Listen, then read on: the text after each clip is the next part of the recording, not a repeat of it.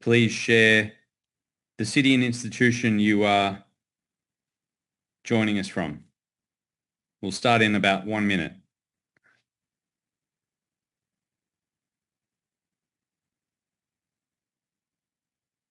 Indonesia, Thailand, Barcelona.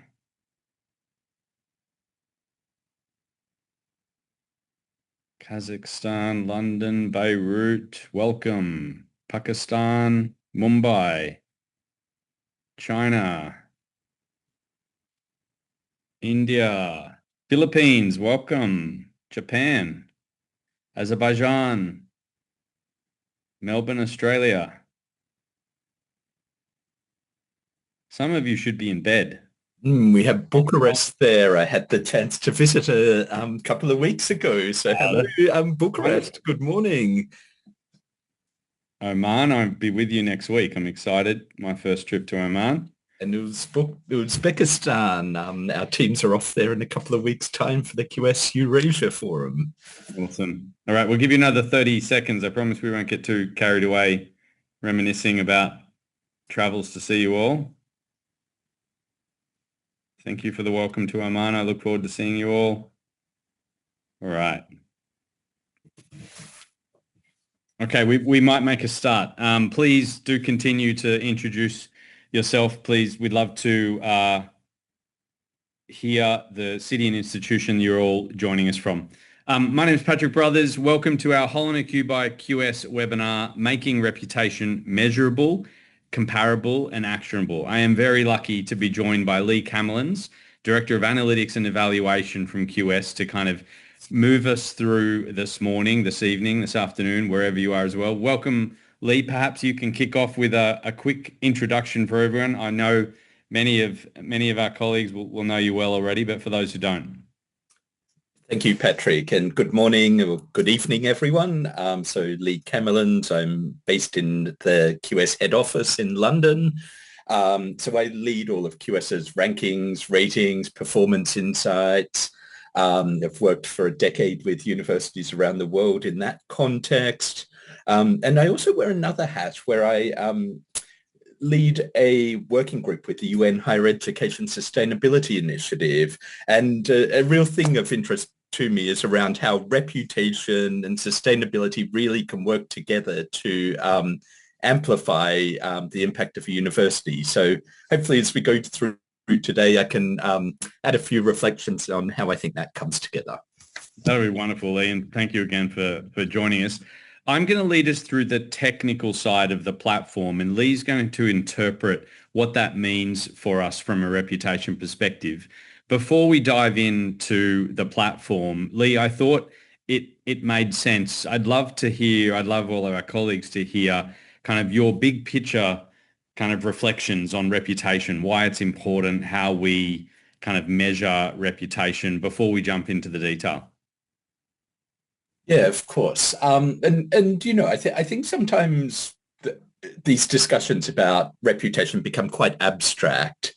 You know, what does it really mean? And you know, I actually think it's all really simple. You know, as a university, if you're not telling people what you're doing, what you're about, telling them what your story is, actually, you're really limiting the type of impact you can make on the world and society. You know, it really limits your opportunities to engage, to access, you know, research partnerships, the right students, the right faculty, if people don't know what you're about. So, you know, when we're thinking about reputation, it's really this sort of reflection on how are you perceived by the outside world? You know, what do they really think of you? How does that compare to others? And I think it can be quite powerful in challenging some of your own assumptions. You know, the thousands of conversations I have with universities, you know, often when we start looking at this stuff, you know, there's a few surprises, things you don't expect when you look at this data. So yeah, hopefully we'll tease a little bit of that out today. That's awesome.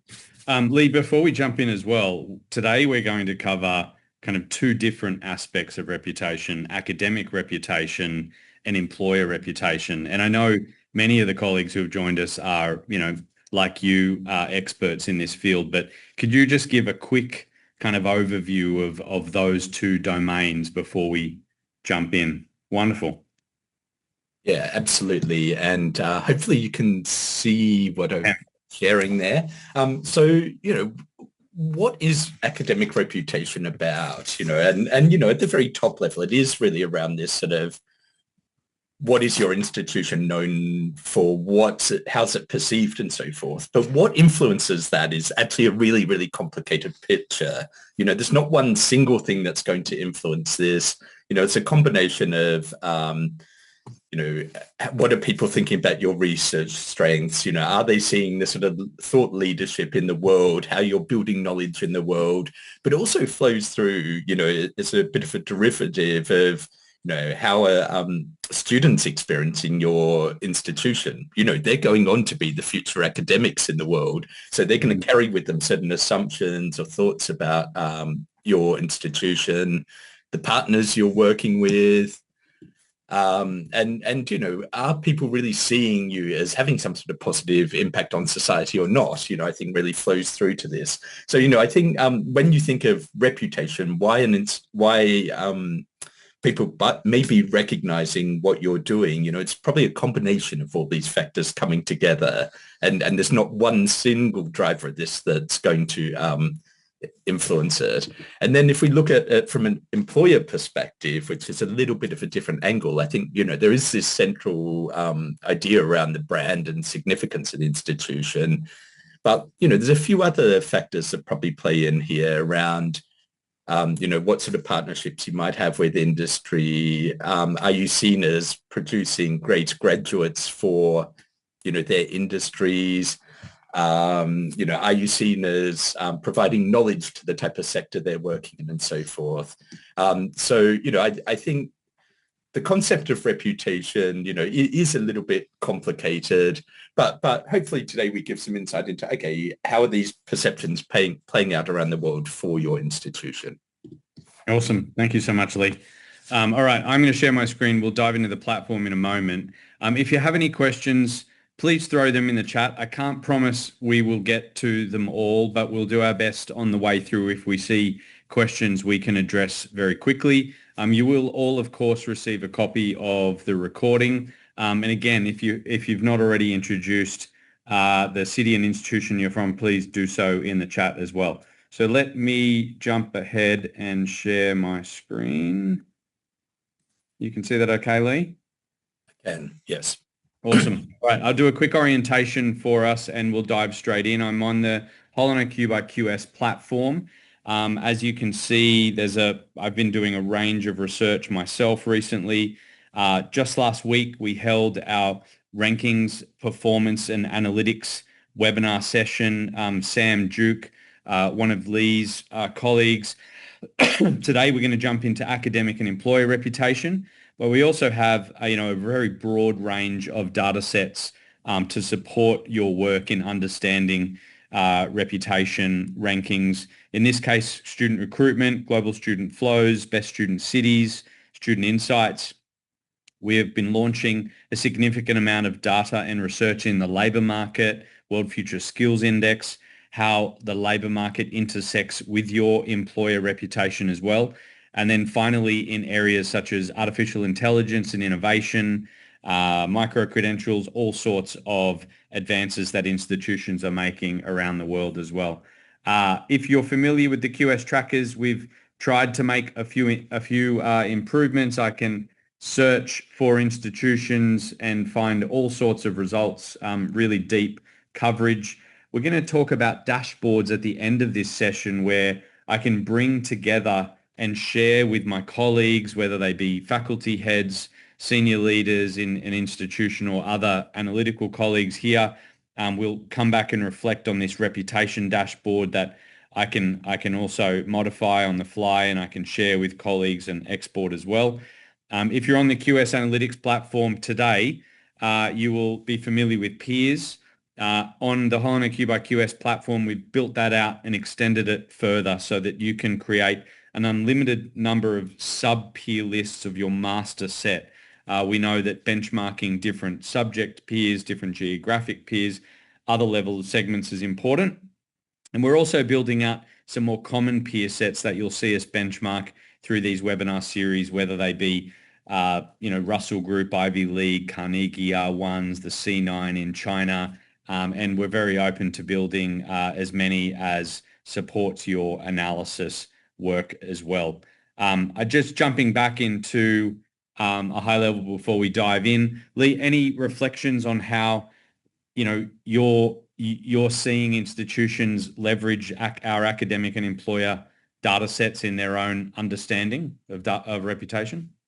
Yeah. So we use this academic and employer reputation data in the context of the QS rankings. Um, and from time to time, you do see needs of, wanting to understand this in detail to help sort of inform your global engagement efforts, perhaps marketing, how you're positioning your institution in the world. But, the real power, I think, is looking across some of these data sets and, sort of making comparisons across different dimensions of performance. So although we're looking at this in isolation today, I just sort of want to remind everyone that it's in the power of the comparisons across some of these pillars is where you actually see the real power and unlock, the real secrets on how to drive your institution forward. That's awesome. Thanks, Lee. All right, I'm going to dive straight in. As you can see, both on the menu in our performance analytics and here on my home screen, I can jump straight into this academic reputation data set. You'll notice that I'm in the persona of Michigan State University today, so we'll be exploring some reputation dimensions for Michigan State.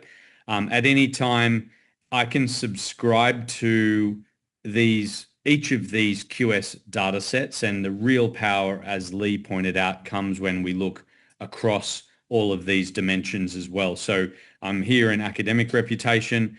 Here are all of my peers as I'm set up as well for really quick access to look at the analysis for my peer as well. Just to kick us off though, I'm going to take us up one level again to look across. You'll notice in a lot of our screens, we have benchmark peers. These are different peer lists that we just talked about before. There are also geographic peer lists that are preloaded. Again, I'm going to take this off just to do a real helicopter perspective. And the other thing that you're going to see us look at are different benchmark periods. Now, I'm going to set this to 1 year just to get us started and pause and kind of, Lee, what big picture from the 2026 World University rankings? That's the academic reputation data that we're looking at right now. What are your kind of big picture reflections? Yeah, so this is essentially a reflection of how institutions are perceived around the world at, essentially this moment in time, who has the strongest, brand recall, essentially. And what you see up right in that top 100 in the world, there's actually not that much change from year to year. And this really talks to, I think, the strength of these sort of leading super brands. You see in this list, if you scroll up the top, your Harvard's, your Stanford's, your, Oxford, Cambridge. I think these are names that anyone really would reflect on as being, if you ask them what the top universities in the world were, would be first at mind. If you switch over actually to a longer time period, say 5 years, for example, you see a little bit of a change over time right at the top, but then beneath the surface, actually, things really do change a lot when you get into these sort of mid-tier sort of perceptions. And I think for institutions in this range, there's a real opportunity to shape and mold that story in a way to stand out against other institutions there. Amazing. All right, I'm going to go back to my Michigan State University focus and just remind us all that all the data sets I have available to me through subscription, I can really quickly, but I'm going to stay here on academic. Now I'm focusing on an institution, either myself or one of my peers, and we saw that before as well. I'm going to jump into the highlights, and Lee, let me kind of really quickly, call out what I'm seeing, and perhaps you can help us interpret that as well. But ranked 146 in World University rankings for academic reputation. That's at the 90th percentile. I see from a subject area. They're very strong. Petroleum engineering from a narrow subject seems to be a strength. About 1/3 of their academic nominations domestic and just over 2/3 international as well. Interesting to reflect on kind of the shape of their reputation in world university rankings over time too. And of course, a lot more data to kind of reflect on there. But let me pause and just how do you interpret this type of information, Lee? How do institutions as well? Yeah, I think you need to look at these different bits of information together to sort of paint a picture of what's going on here. So if you look at the sort of respondent sort of chart, the third one across there at the top, you see, there's this trend of fewer people recognizing the institution over time. So, there is, almost this,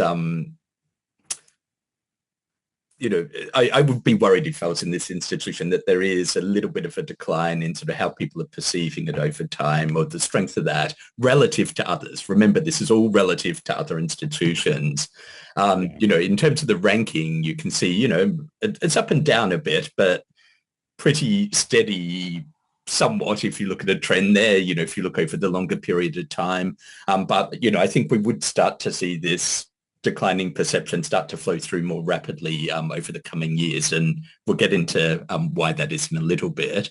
And if you just scroll down that, how they're perceived domestically versus internationally, I suspect if I talked to someone from Michigan State, they would assume that they're perceived more strongly within the US compared to overseas.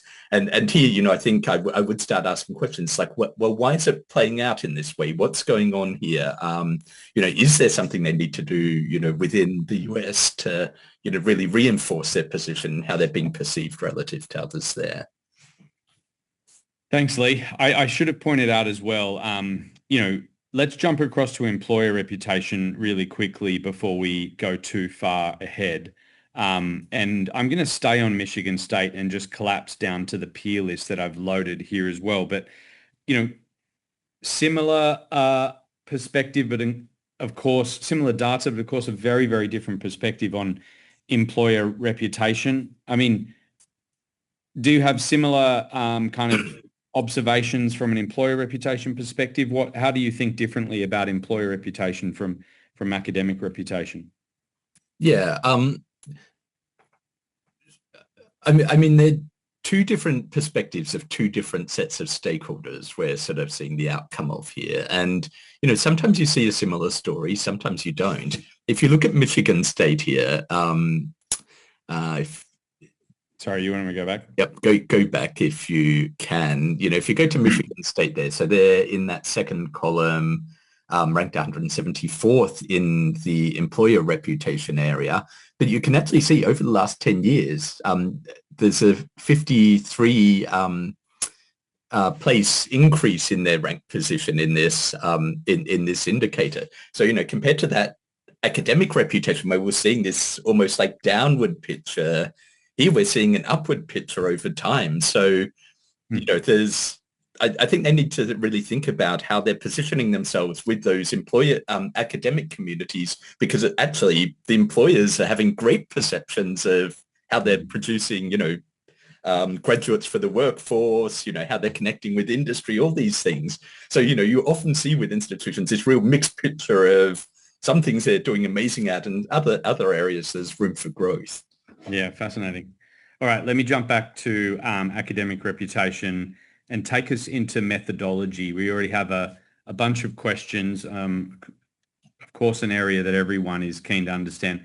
Let me share technically what we're seeing, and then Lee can interpret this for us. But, every year, academic colleagues around the world make nominations with respect to academic reputation. We help you break down what's happening from year to year in those nominations. Part of the methodology, of course, looks at the most recent nomination from an individual academic colleague. And I know that the detailed calculations, Lee, and methodology look at a trailing 5-year period and weight some of those separately as well. Could you walk us through some of the detail here that we see as this part of the methodology, just to help interpret what we're seeing? Yeah, and just for the benefit of anyone who's not aware of the context of this data, what we do at QS is each year run a survey of academics and employers, asking them their perspectives on universities they see as having excellence in the field of the expertise of the respondent. So we survey about 150,000 academics, and this is essentially the outcome of that study. How we translate that into our rankings context is we take the data over a 5-year period. And this is essentially walking through the process of how we put that together. So we take the sort of raw respondent number. Sometimes over that 5-year period, the same person might respond to a survey multiple times. So what we do in our analysis for the rankings is take their most recent response, because, you know, their perception today might be a little bit different from what it was 5 years ago. And we want to have the most up-to-date picture. But taking this 5 years of data helps, you know, give us this real trend over time. So it balances that out. And I just want to drill into that second step of the process here.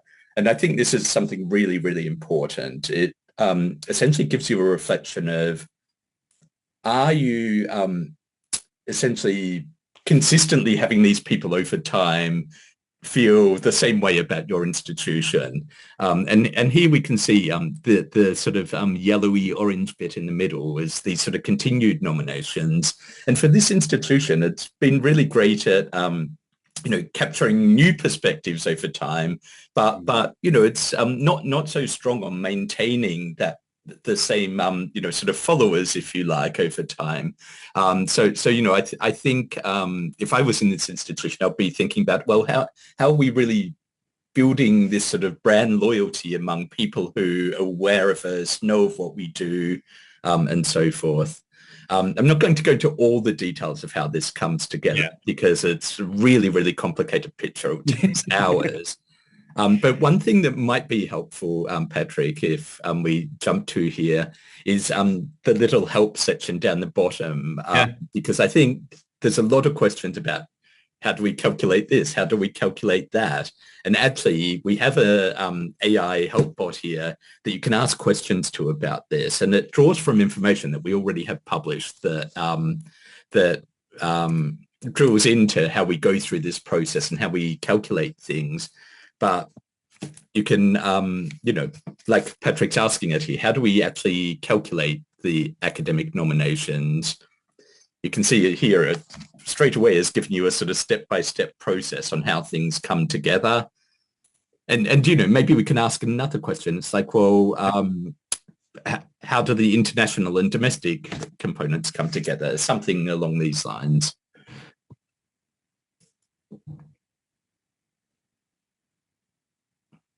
Oh, and I see you've had a spelling mistake there, a typo. Let's see if it understands that. Usually it does. It's pretty good with these things, so it doesn't have to be precise. And here, you know, it's given us that little bit more detail when we've asked about why the international components and domestic components are slightly different. So, you know, this is really great at helping you understand the detail beneath the surface and what these numbers mean. I'm going to try one more trick. Wow. Okay. I know. For our colleagues, of course, and we saw from the introductions that we have colleagues from all around the world, but I think we're going to see responses in, I think, many, many languages. And Lee pointed out as well that the actual underlying source document is linked here as well. So I can jump in and go and see the actual detail that is supporting this, but sometimes I just want a quick answer to my question as well. So I'm sure that will be very helpful for those of you who are, like me, becoming more familiar with our methodology and some of the documentation as well. All right, I'm going to keep us moving, Lee, and jump into two different perspectives, a subject perspective and a regional perspective. One of the areas that I like to look at here is the subject areas and how nominations are changing over time domestically and international. I'm going to change this peer list to be something that's a group of peers that are perhaps a little closer to Michigan State and hopefully, more interesting as well. So here, what we're looking at just before I ask Lee to share his thoughts is the top line here is the institution with the maximum number of nominations over time in engineering and technology in total. The bottom here is the minimum. This bold line is the median institution in this cohort. And then the highlighted area is the top and bottom quartile or the interquartile range. And so sharing an enormous amount of data in one perspective so that I can very quickly see how nominations are changing over time. Sorry, this highlighted is, of course, Michigan State University in this perspective. So I can see how I am, or how the focus institution, their nominations have changed over time compared to the peer group here as well. Lee, any reflections, big picture on looking at domestic, international across subject areas? Yeah. I mean, this really starts to draw into the nuance of how that perspective of your institution shaped. Is it particular subject areas that are, excuse me, really driving that? Is it a really strong sort of perception locally or in that international context? Just to and sometimes you do need to look into the detail of this a little bit to sort of really see the nuance. But if we look at life sciences and medicine, for example, so this is the red bit in the middle, you can see the overall picture here. The institution is essentially in the middle of that sort of, sort of interquartile range. But if you look down in terms of the domestic picture, actually they were relatively much lower than other institutions in this cohort for many years. They've started creeping back in over time, even though there's a recent downward trend a little bit, actually relative to those institutions, they've been doing better in the domestic sphere. But in the international sphere, actually, you can see they're right up the top there in this area.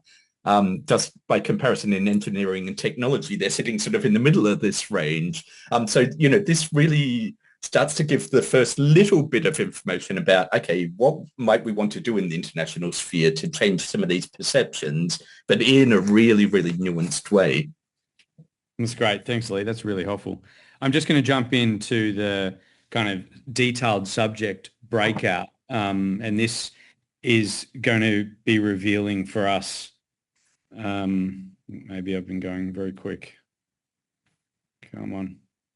Going to reveal for us a kind of really detailed breakdown of the subjects as well. But like, how do you approach this, and kind of what are your what kind of analysis are you expecting institutions will do when they're looking at this level of detail?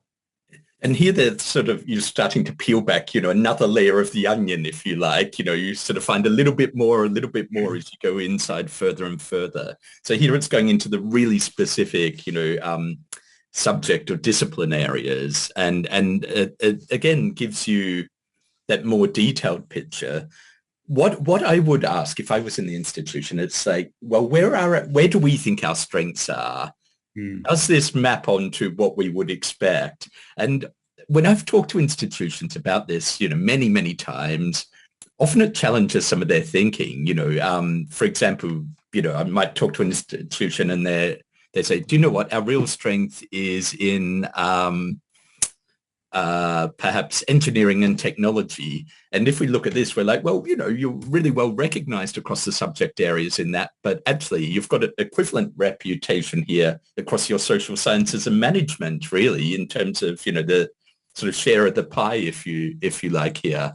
And I think sometimes when you get down to the specific subject areas, so here perhaps petroleum engineering, it's doing really strong compared to a lot of other areas. And what I would do is really go and look at what is happening in that discipline area. How are they managing their partnerships? How are they communicating about what they're doing? Is there something that can be learnt from that area that could be rolled out in other parts of the institution, almost as a blueprint for their international engagement?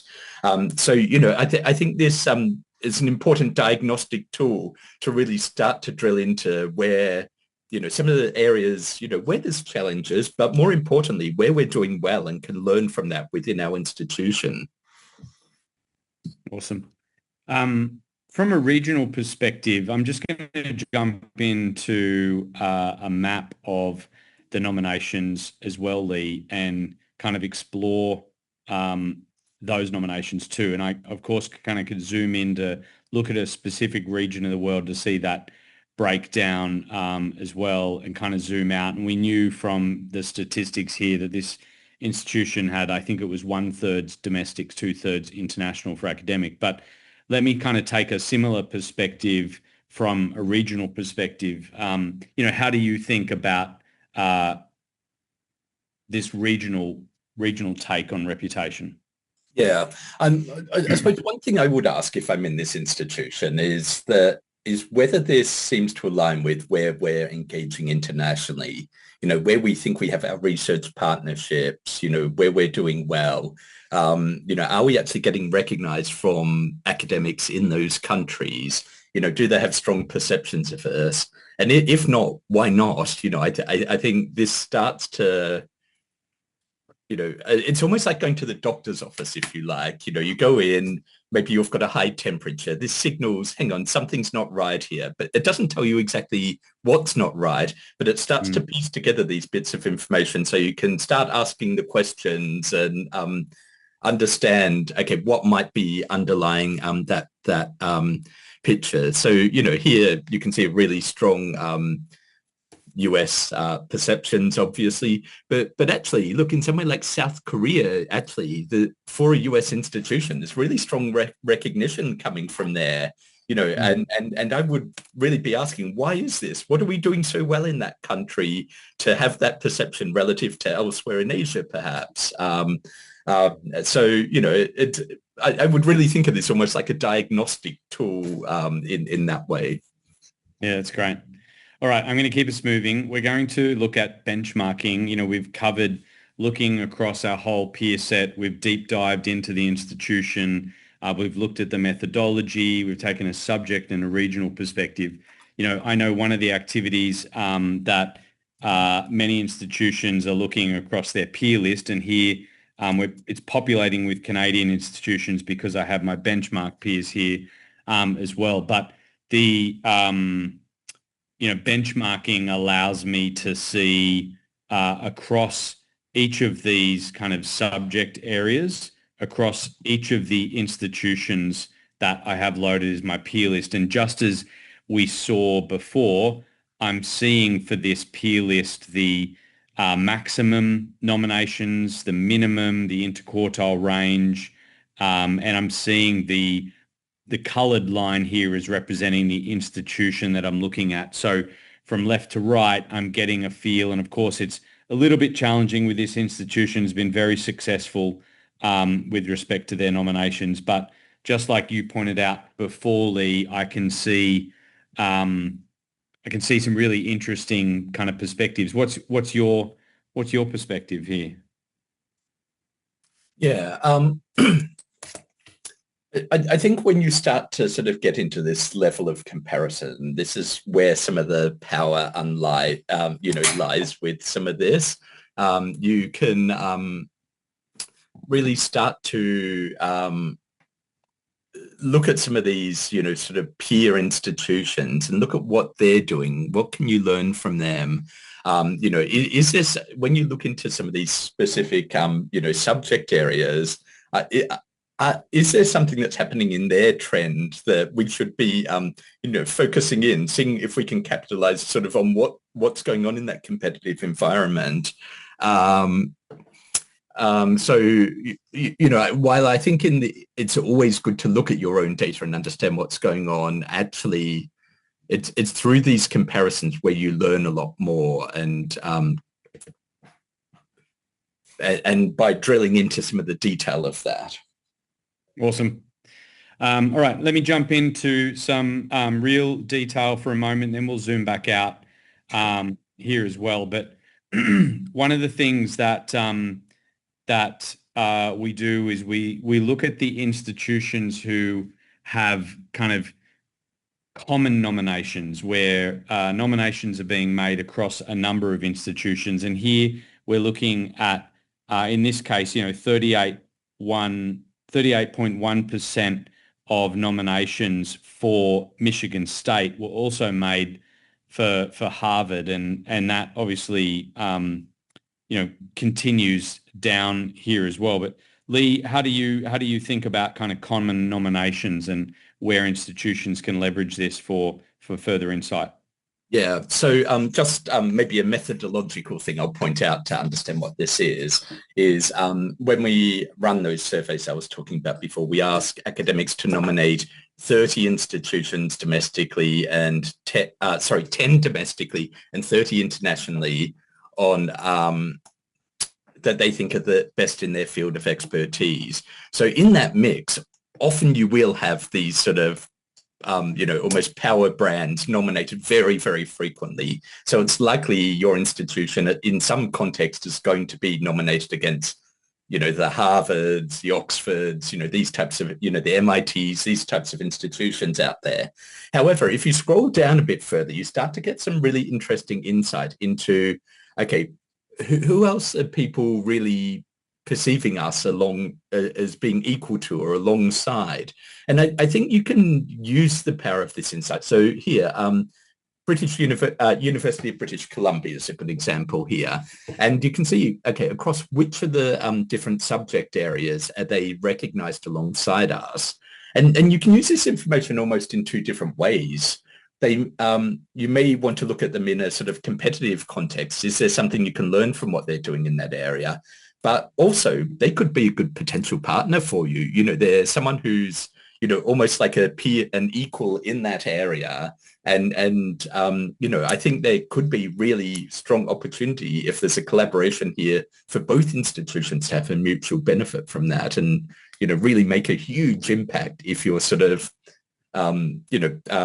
partnering with someone who's sort of like for like at the level you are. That's awesome. I touched on really quickly other tools like heat map to bring a lot of data to the top, but I'm going to close this out, Lee, by trying to, as you mentioned at the start, kind of bring some of these perspectives together. Something that I should have done as we walk through is point out that any of these widgets, you can copy the data in the widget onto the clipboard to go and paste in your own analysis. You can save it as an image to paste into a presentation, but very powerfully, you can add any of these widgets to a dashboard where you're trying to build a specific perspective for a senior leader, stakeholder, faculty, colleague as well. I whipped through at the start the reputation dashboard that I put together just before we started here by basically doing that, adding those perspectives here as well. And I pointed out that you can rearrange these, I can share these with colleagues, I can export a big image or PDF of this dashboard here as well. And this, it's interestingly, I might ask you to comment, like this is the first time I've seen these two side by side where we saw that academic reputation kind of climbing and then some level of decline, but the employer reputation has been, really strong despite this kind of 1 or 2 year dip as well. But any reflections, Lee? Yeah, and when you're looking at this type of analysis, it's always a good idea to look over a period of time like we have here. We're looking over a 10-year period because occasionally you sort of have some sort of blip of either something's gone on that year, whatever. But you can see, sort of here, there's quite a different picture between the academic reputation on the left and the employer reputation, how this is sort of playing out, despite the ups and downs. I don't know, there's almost this sort of steady level of recognition, somewhere between the 150, 200 mark, probably over that 10-year period in terms of the employer perceptions. But you can see this real sort of spike in the academic perceptions and then a slip off again over time. I think, this would signal to me that the institution's actually doing quite a good job of producing great graduates, being recognized for that, partnering well with industry, but may want to sort of start reinforcing its brand among the academic communities, making sure academics are aware of the type of work they're doing. Otherwise, I would be worried that this would start to slip back to where it had been, almost a decade ago. So, Yeah. there's two different audiences you're trying to play to here, two different types of relationships, partnerships you're trying to inform with this data. And I think it can help you, prioritize where you're focusing your attentions a little bit here and where it's going to have the biggest impact. Awesome. All right, I'm going to share with our colleagues just to close out a different data set than we've been looking at today, the World University Rankings data set. And I'm going to do so because, as you pointed out earlier in this session, Lee, academic reputation makes up 30% weighting in World University Rankings and employee reputation 15% here as well. But one of the tools that I always like to use to compare academic and employer reputation is our movement tool here as well. I'm going to add a bigger peer list here so that we get to see a broader perspective of institutions over time. And I'm going to take us into dark mode so that we can see this as well. And so very quickly, before hearing your reflections on the y-axis here, we're seeing the employer reputation rank. On the x-axis, we're seeing academic reputation. 5 years, we're seeing the change in a single institution's academic and employer reputation together over time as well here. And I might note before that as well, this is a rank perspective, and perhaps in a moment we should look from a percentile perspective as well. But Lee, your thoughts? Yeah, and just to point out on the right-hand side, or so towards the right, it's a little hard to see on the webinar screen, but there's a sort of highlight. Yeah, there we go. A highlighted institution, which is was the institution we're looking at here, Michigan State. And you can see, essentially that story that I was telling before, just shown in a slightly different way of, this almost like downward trend over a period of time in the academic reputation, but not playing out in the same way in how they're perceived among employers. This is really good for making those comparisons between institutions and saying, are we, compared to this peer set, is something going on that's unique to our institution? Is it something more contextual going on for all institutions who are like us? And you can see here actually comparing Michigan State to the R1 institutions in the US, many of them are seeing a similar sort of pattern over time. So although, yes, there's things the institution can do, there seems to be a trend over time where, there's almost this disconnect for many of these institutions between how they're perceived among academics and employers. So it helps overlay this additional bit of context as to, how you might need to shape your strategy to stand out relative to this peer set. And then, yeah, if I'm just going to change to sorry, I'm talking over you, Patrick, but if we jump to this percentile view, so looking at the percentile, what we're essentially doing here is taking into account the changing sort of dynamics of the set of institutions that are included in this analysis over time. It looks a little bit more at the underlying data rather than that sort of rank perspective, if you like. And you can see here, actually, most of these institutions are actually really growing in terms of their employer reputation. If you look at them almost as a more individualized level rather than that sort of relative view that you sort of see in a ranking. So actually, it's not that the institution's getting worse; they're actually getting better across this area, sort of in what they're doing individually. But it's when they're taking it out into that international context, it's likely that there's many universities going up, but at a much faster pace than they are. So it's not that they're getting worse. It's just that they're, the pace relative to others may not be quite as strong.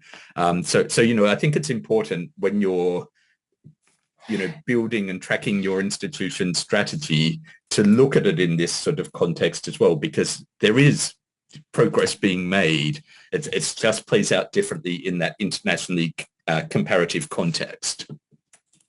Thanks, Lee. Let me kind of move to wrap up. In a moment, I'm just going to ask you for your big picture reflections on reputation and how institutions are using kind of data per our webinar heading, making reputation measurable, comparable, and actionable. But before I ask Lee for his big picture reflections, just catching a few questions as well.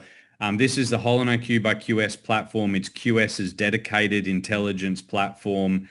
It allows you as an institution to subscribe to individual data sets, whether they be World University rankings, reputation data sets.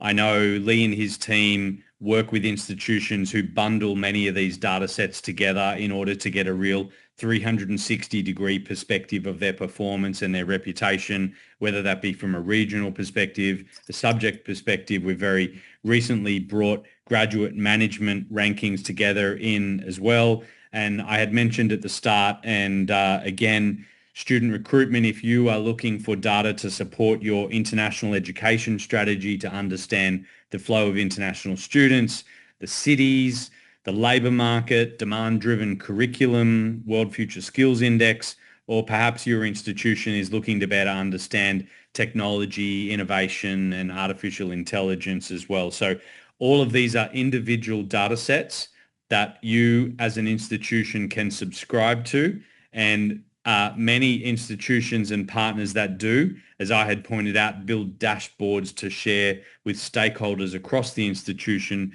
to bring together those perspectives as well. So as I mentioned, we're going to share a follow-up email which will include details for you to connect with the right colleague at QS who could help you learn more about and the platform and the analysis and the data sets too. But before I kind of close us out, Lee, kind of reflecting back on reputation as you started the session, your reflections for everyone perhaps.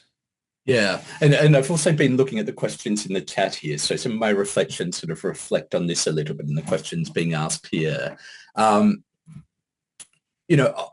You'll have noticed in what we talked about today, we hardly mentioned the word rankings actually. We aren't really, although this is an indicator we use within the World University rankings, the use of this data goes far beyond that. It's a really powerful data set for guiding a global engagement strategy for a university, making sure you're making decisions based on some sort of evidence base instead of just taking a guess at, where investing that money is going to have the biggest impact.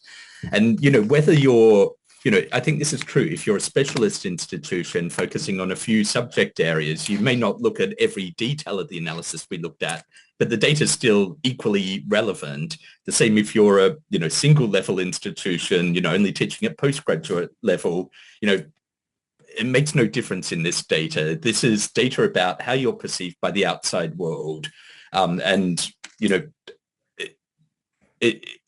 That perception is super important. If you not only in the rankings context, but if you're trying to think about who you're partnering with, where you're attracting sources of funding from, how you're attracting students, how you're attracting the best faculty in the world, this is important. It's almost one of the most important things I think that's going to influence your ability to tap into that, the best funding, the best quality students, the best quality faculty. So I think it's the type of data that you're, I don't know, you're almost being a bit naive in how you're running your institution if you're not asking these types of questions and looking at this. So when I look at this, I would almost avoid sort of trying to get into this sort of detail of, oh, why is this one nomination less than that? It's looking at these trends overall, where you see where the opportunity is for you, where you see that opportunity relative to other institutions. So, I don't know, there are a couple of reflections on this. Hopefully it's been useful for everyone.